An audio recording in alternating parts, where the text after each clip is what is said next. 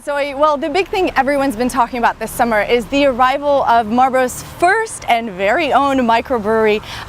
Walden Woods Brewing announced that they have signed a lease right here on Main Street, right next door to us, in fact, in the old Dino's Trattoria building. And the owners are hoping that they will be open by the end of this year. Marlborough also launched its very first bike share program this summer. And to talk more about this and all the other major developments that have been happening in the city of Marlborough this summer, I'm joined by Marlborough Economic Development Corporation's Executive Director, Meredith Harris. Thanks for joining me, Meredith. Thanks for having me, Laura. All right. So last time we spoke, you had just launched a marketing campaign to try to attract these brewers to the city. You had been in talks with some of them, and then just a few weeks later, we got the announcement that Walden Woods Brewing is actually moving to the city. So give me a peek behind the scenes here. How did that come to be?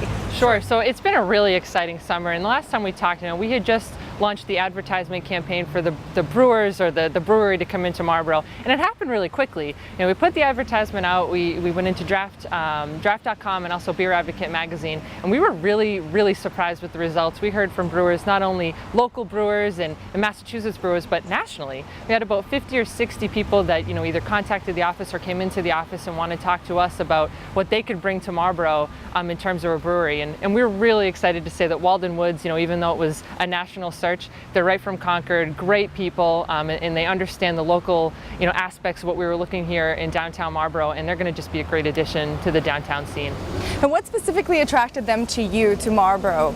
So they had been looking for a while, about a year, and they've been brewing. They've got over 25 years of experience together in brewing, but they had been looking around for quite some time, meeting with different towns and municipalities, and their broker actually saw our ad in not draft.com, but Beer Advocate magazine, and brought it over to them and said, hey, I don't know if you've looked at Marlborough, but they're actually looking for what you guys are trying to do. So they came to the office. We had actually had the local landlord of the Victoria building had come in a few days before, asking us if we had anybody that was looking to move into the downtown, and it just was the perfect fit.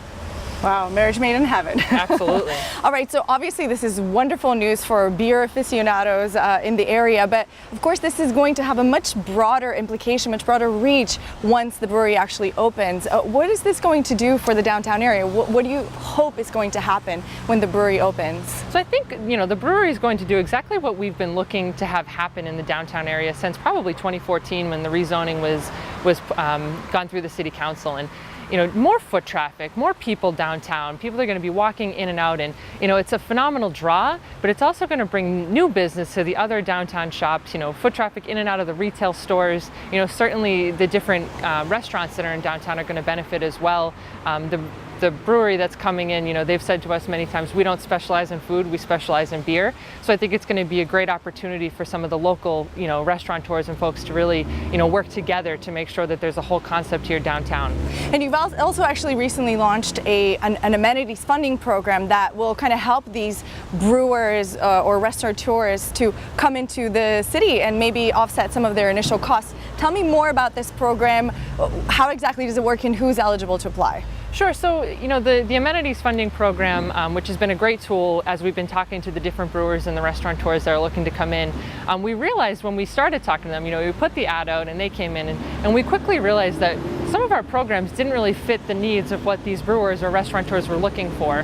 A lot of the obstacles that they overcome, that they face right up front, for the brewers in particular, and Walden Woods, came to us and told us this, was 6 months you have to wait in order for the license that comes back, and it has nothing to do with the local municipality or even the state. It's a federal license that you have to get, but you have to have a signed lease in order to even apply for the license. Right. So often these people are coming in and they're paying rent on a space that they're not actually making any money off of, which is certainly a challenge for a startup company or a brewer as they're coming in. And so we're able to help them with the rent, offset some of the costs for them to get up and running. And also in the amenities program, there's some funding available for assistance in terms of equipment.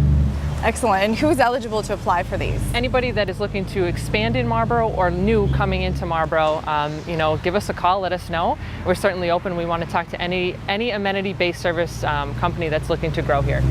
All right, and recently the MEDC Founders Reception happened. It's an annual event that kind of celebrates the organizations start 11 years ago. And this year you had kind of a record turnout. You had over 90, almost 100 officials and local business and community leaders. And you actually spoke at the event and kind of gave a little bit of a preview of what the goals of the MEDC are going forward, the long-term kind of goals and hopes for the city and specifically the downtown area. Give me some of those highlights. Yeah, so it was a really exciting event. You know, we do it every year, but this year was kind of special. We moved the event. We typically had it at the Marlborough Country Club, which has been amazing. You know, but we decided this year to take a different approach. We went over to Special Olympics headquarters in Marlborough just to give them some more exposure. And, you know, we found that a lot of people that we talked to have never been to the facility.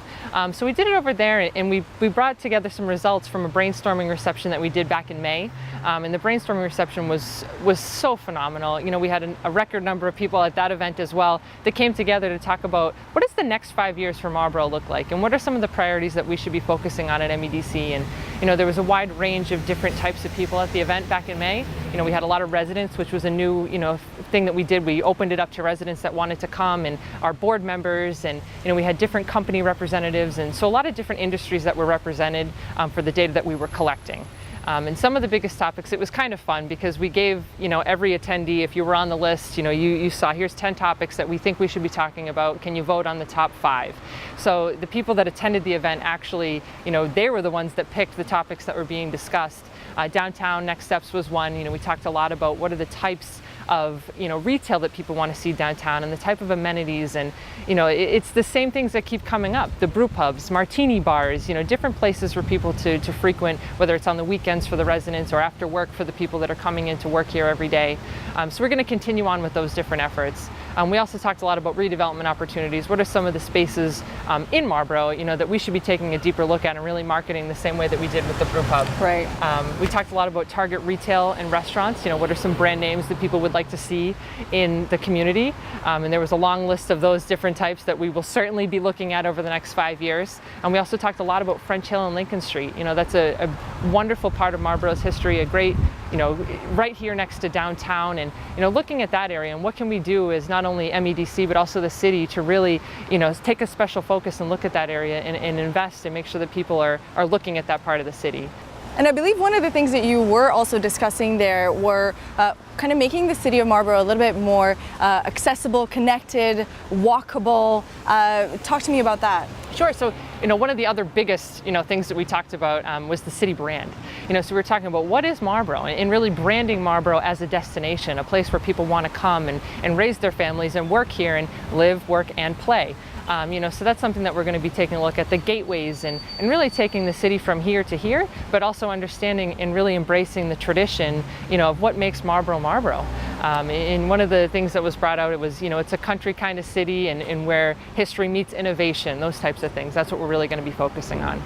And one of the things that has recently happened with the MEDC is you also ran a transportation study with the assistance of a company that you hired. And some of the findings from that transportation study have ultimately led to the city now having a bike share program. We're standing right here next to one of the 5 stations throughout the city that are having these bikes. And tell me more about this program. Why did you choose to have one in the city? Absolutely. So it goes back to the walkability that we were just talking about, right? I mean, one of the biggest, you know, successes in a downtown area is where you have people walking up and down the street and getting on the bike, and the bike paths and the bike trails and the walking trails. And those are the types of amenities that not only the employees that are coming in every day are looking to see, you know, when they're looking for a job, they want to make sure that during their hour lunch break, they can get out and enjoy what is outside.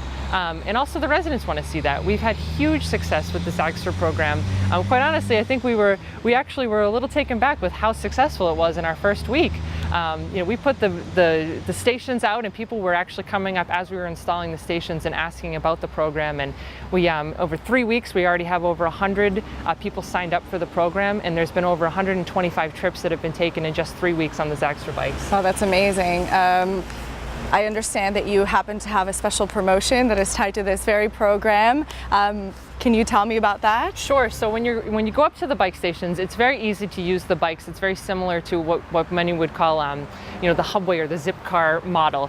So you are renting the bike. You come up, and today we have it's a $25 membership for the entire year. But if you use the promo code WMCT-TV, you're able to get $20 off of that $25 annual membership. So you can ride for up to 3 hours every day throughout the entire year for only $5. Oh, that's a great deal. I'm on it. All right, and that's MEDC Executive Director Meredith Harris. As she mentioned, if you'd like to become a member of Zaxter and ride for just $5 for the entire year, you can use the promo code WMCT-TV when you sign up for the app. You can also learn more about what the MEDC does and about the news items that they share and take part in every day at their website. That's marlboroughedc.com. And of course, you can follow them on their social pages at Marlborough EDC. That's all from me for now. And back to you, Zoe.